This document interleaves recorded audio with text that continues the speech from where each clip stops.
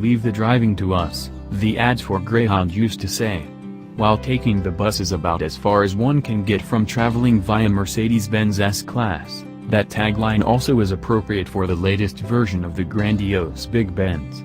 For 2018, the S-Class sees a mid-cycle update that brings powertrain changes, interior and exterior design tweaks, and, most significantly, enhanced semi-autonomous driving functions. In the new 2018 S-Class, the cruise control automatically adjusts its speed for curves, intersections, changes in the speed limit, and toll plazas. Its knowledge of the terrain is based on GPS data. This goes a step beyond the functionality previously offered in the midsize E-Class.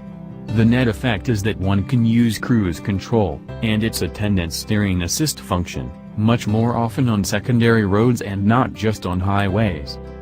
This could be the biggest development in cruise control since adaptive cruise allows drivers to use the feature in heavy traffic, provided that drivers get comfortable with it. It is a little harder to trust than simple adaptive cruise control.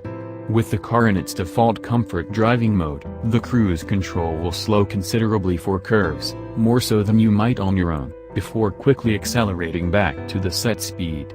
In Sport or Sport Plus, however, it doesn't slow as much and carries more momentum through corners. That aspect works fine, but what's somewhat disconcerting is learning to trust the car to slow on its own when approaching intersections, because the driver must be ready to brake for oncoming traffic at a yield or to brake for a stop at a stop sign. If there's no oncoming traffic at a yield and no braking is required, the driver can stay off the brakes and let the car do it all. If one does have to brake at a yield or for a stop, the driver afterward needs to hit the resume button to reactivate cruise control. The resume and other cruise control switches have moved to the left spoke of the steering wheel. MB's stock-mounted controls are no more. In addition to slowing for curves or intersections on the current road, if the driver indicates a turn onto a side street or into a parking lot, the car again will automatically slow for it. Another major enhancement over last year's S-Class is that the semi-autonomous steering now can perform a lane change.